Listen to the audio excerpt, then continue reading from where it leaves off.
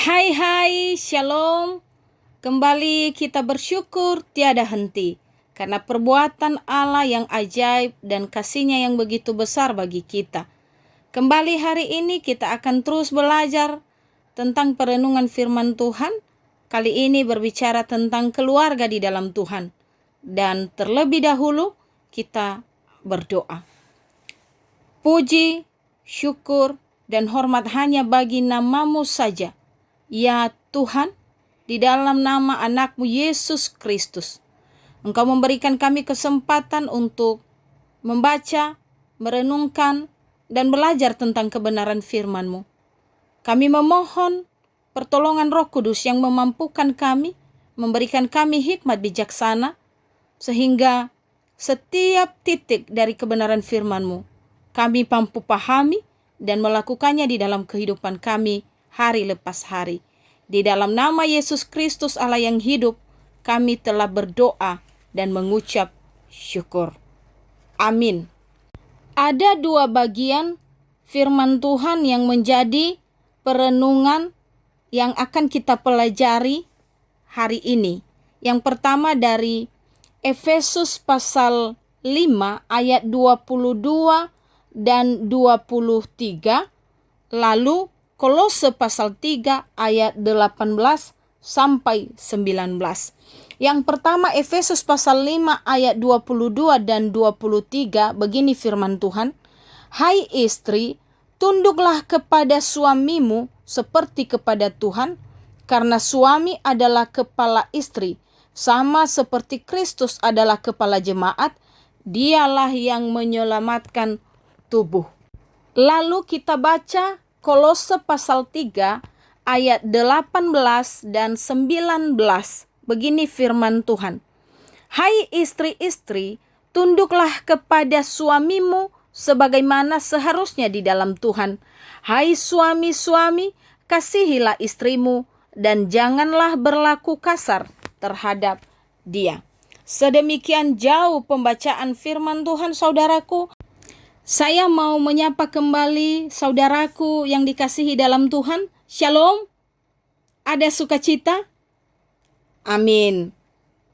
Menikah tentunya bagi sebagian besar orang adalah momen yang sangat-sangat dinanti-nantikan.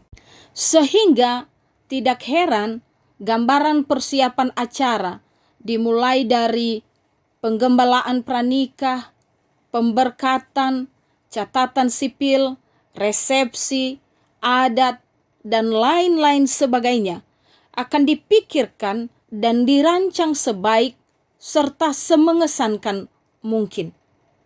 Tetapi seringkali kita lupa bahwa kesuksesan sebuah pernikahan bukan ditentukan oleh pesta sehari itu saja, di mana pengantin menjadi raja dan ratu sehari.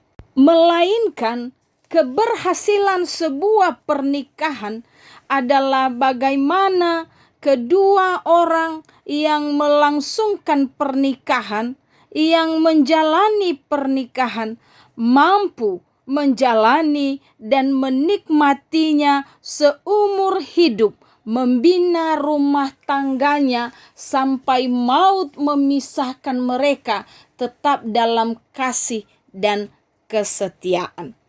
Pada laman Kementerian Agama Republik Indonesia, angka perceraian di tahun 2010 sampai 2015 dicatat bahwa dari 2 juta yang menikah, 15 sampai 20% bercerai. Yang diputus di pengadilan agama pada tahun 2014, 382.231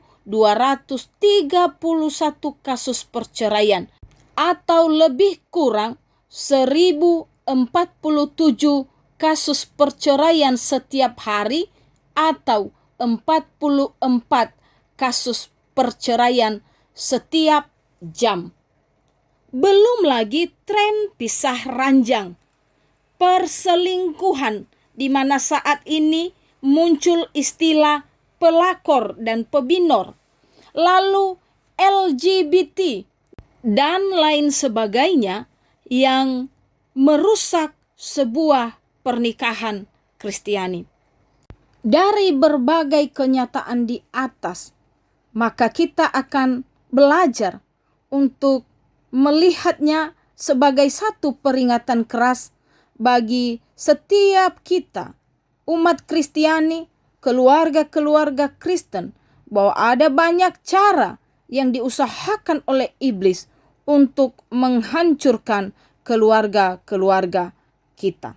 Pernikahan bukanlah ajang coba-coba, karena tidak ada istilah tukar tambah dan tidak ada perceraian dalam pernikahan Kristiani.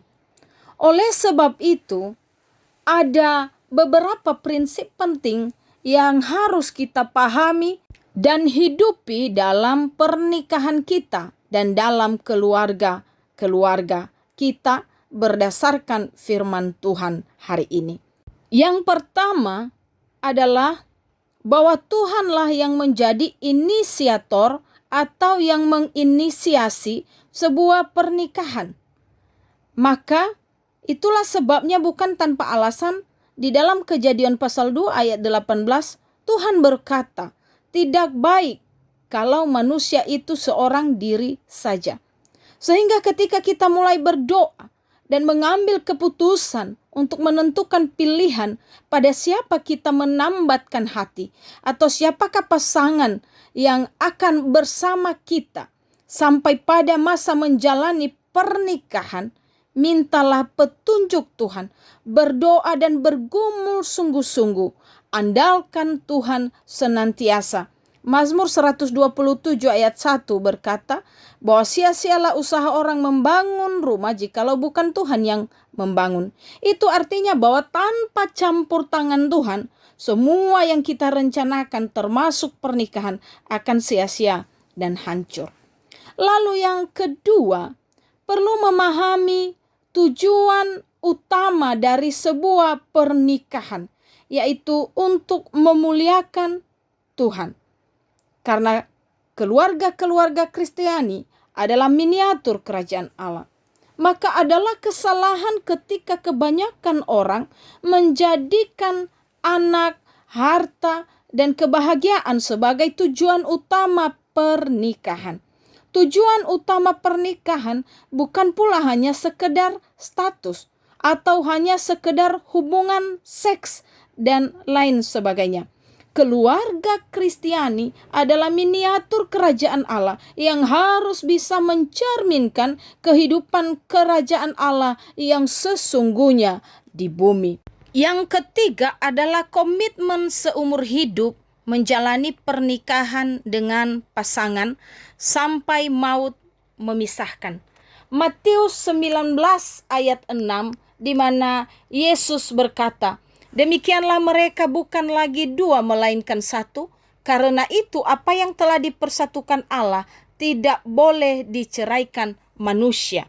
Dan Maleakhi pasal 2 ayat 16 berkata demikian, sebab aku membenci perceraian, firman Tuhan Allah Israel, juga orang yang menutupi pakaiannya dengan kekerasan, firman Tuhan semesta alam. Maka jagalah dirimu dan janganlah berkhianat.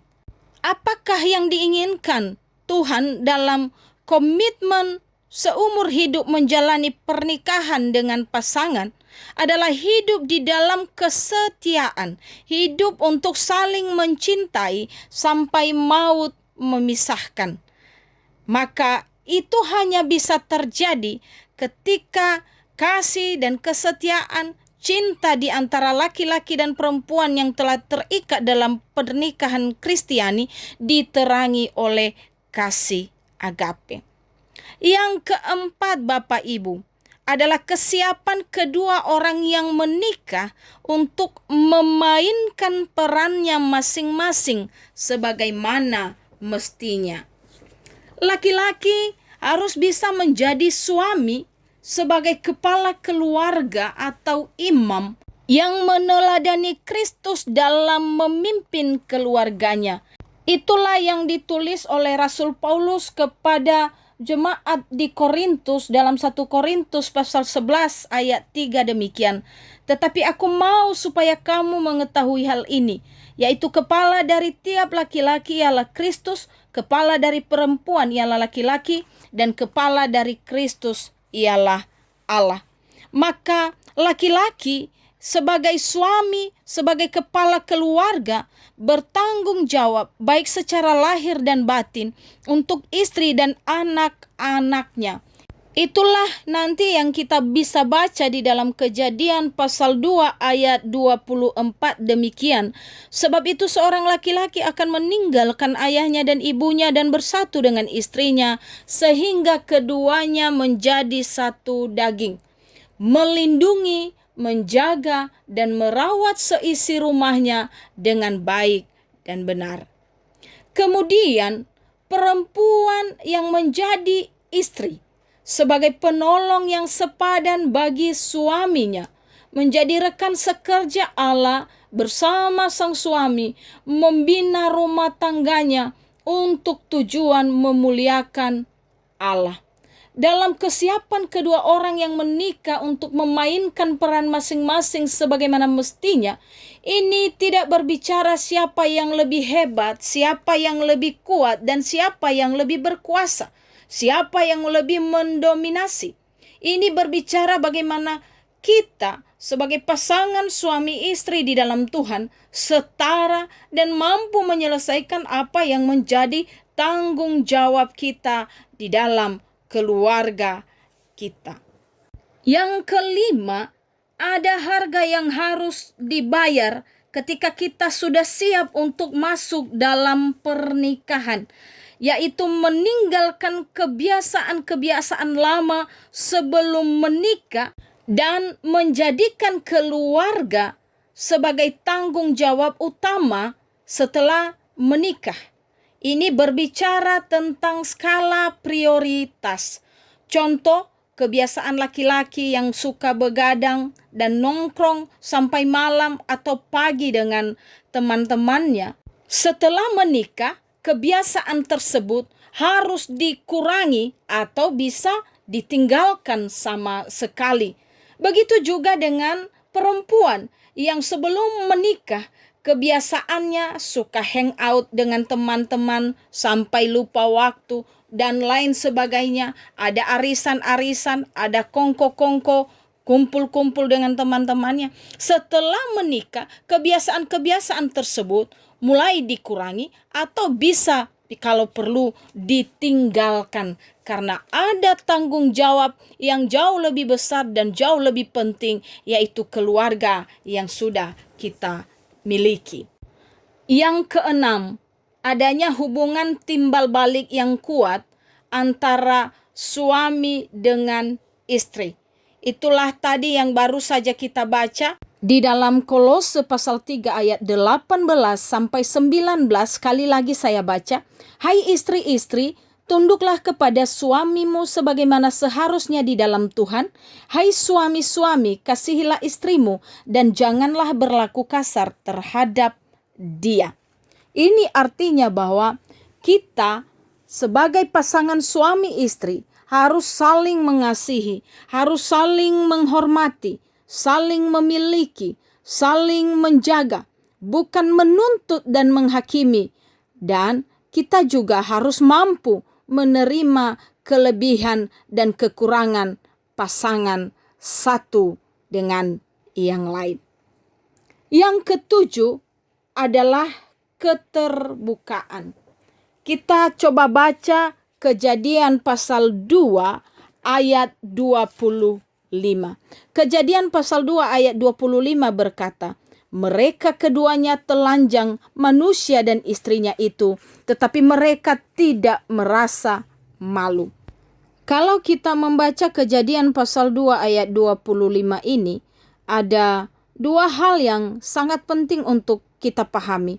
Yang pertama, bahwa kata ketelanjangan adalah harafiah, berbicara tentang hubungan seksual sebagai gambaran hubungan Tuhan dengan umatnya. Tetapi yang kedua yang tidak kalah penting yang perlu kita pahami, bahwa firman Tuhan ini berbicara tentang orang yang paling dekat dengan kita setelah menikah adalah pasangan kita, suami kita atau istri kita. Bukan orang tua kita, bukan saudara, bukan pula sahabat. Maka jadikanlah pasanganmu tempat curhatmu, dan jadilah juga tempat curhat bagi pasanganmu untuk berbagi keluh kesah, sehingga ia tidak perlu cari tempat curhat yang lain. Maka yang paling penting, yang sangat dan harus mau tidak mau dimiliki oleh pasangan suami istri adalah keterbukaan. Juga keterbukaan dalam membicarakan program untuk masa depan keluarganya. Suami tidak akan pernah bisa berjalan sendiri, dan istri juga tidak akan pernah bisa berjalan sendiri tanpa berjalan bersama-sama dengan pasangannya. Harus bersama-sama, karena yang menjalani pernikahan adalah dua orang yang telah dijadikan menjadi satu. Termasuk keterbukaan di dalam hal keuangan. Inilah yang paling sensitif. Oleh sebab itu, sepakati di dalam rumah tanggamu bahwa keuangan adalah satu, atau istilahnya satu dompet. Pengeluaran pula dikomunikasikan bersama. Berbicara tentang keuangan di dalam keluarga, sekali lagi ini adalah hal yang sangat sensitif, karena seringkali bahwa keuangan menjadi bahan pertengkaran antara suami dengan istri. Oleh sebab itu sangat penting yang namanya kejujuran. Biasanya yang menjadi bendahara dalam keluarga adalah istri. Maka ketika istri menjadi bendahara dalam keluarga, harus menjadi pengelola yang bertanggung jawab. Tetapi lagi-lagi ini hanya biasanya. Kalau ada kesepakatan lain bahwa suami yang menjadi bendahara juga tergantung komunikasi bersama. Intinya adalah jangan mencoba untuk sembunyi-sembunyi dalam memberi uang kepada orang lain tanpa sepengetahuan pasangan, termasuk kepada orang tua, saudara, sahabat, atau orang lain. Maka keterbukaan ini adalah dalam segala hal, tidak hanya dalam satu sisi, satu aspek. Aspek keterbukaan ini sangat luas, dan dalam keterbukaan dibutuhkan yang namanya komunikasi. Akhir dari perenungan kita kali ini, Bapak Ibu, jemaat, keluarga Kristiani yang dikasihi Tuhan, kita harus mengingat bahwa pernikahan itu tidak selalu mulus. Pernikahan itu bukan tanpa masalah. Pasti ada banyak kerikil dan batu besar yang ditemui dalam menjalani pernikahan seumur hidup. Pasti ada banyak aral melintang, tetapi tergantung bagaimana kita menghadapinya. Oleh sebab itu, jalani dan nikmatilah pernikahanmu sesuai dengan prinsip Alkitab. Andalkanlah Tuhan senantiasa, karena campur tangan Tuhanlah yang selalu ada menolong kita. Tuhan Yesus memberkati kita, memberkati keluarga kita. Amin. Mari kita berdoa kembali. Tuhan Yesus, Sang Pemilik kehidupan kami. Allah, Sang Inisiator terbentuknya keluarga-keluarga Kristiani. Tuhan, kami datang di hadapan-Mu. Kami bersyukur untuk perenungan firman Tuhan kali ini, yang mengingatkan kami beberapa prinsip pernikahan Kristiani. Dan pimpinlah kami oleh kuasa-Mu ya Roh Kudus. Terangilah cinta di antara suami dengan istri dengan kasih agape, kasih ilahi yang berasal dari Engkau sendiri, sehingga umat-Mu boleh terikat dalam kasih dan kesetiaan sampai maut memisahkan. Kehadiran keluarga-keluarga Kristen di bumi ini boleh menjadi miniatur kerajaan Allah yang memuliakan Tuhan dan menjadi berkat bagi dunia sekitar kami dan bagi banyak orang. Begitu juga Tuhan, jikalau ada anak-anak Tuhan, ada keluarga-keluarga Kristen yang sedang mendengarkan firman Tuhan, yang ikut berdoa bersama dengan kami kali ini, sedang bermasalah dengan suaminya, dengan istrinya, dengan orang tuanya, dengan anaknya. Tuhan yang campur tangan, Tuhan yang menolong, sehingga mereka boleh berkata, segala perkara dapat kutanggung di dalam Dia yang memberi kekuatan padaku. Di dalam nama Yesus Kristus Allah yang hidup, kami telah berdoa dan mengucap syukur. Amin. Shalom saudaraku semua. Tuhan Yesus memberkatimu, Tuhan Yesus memberkati keluargamu. Amin.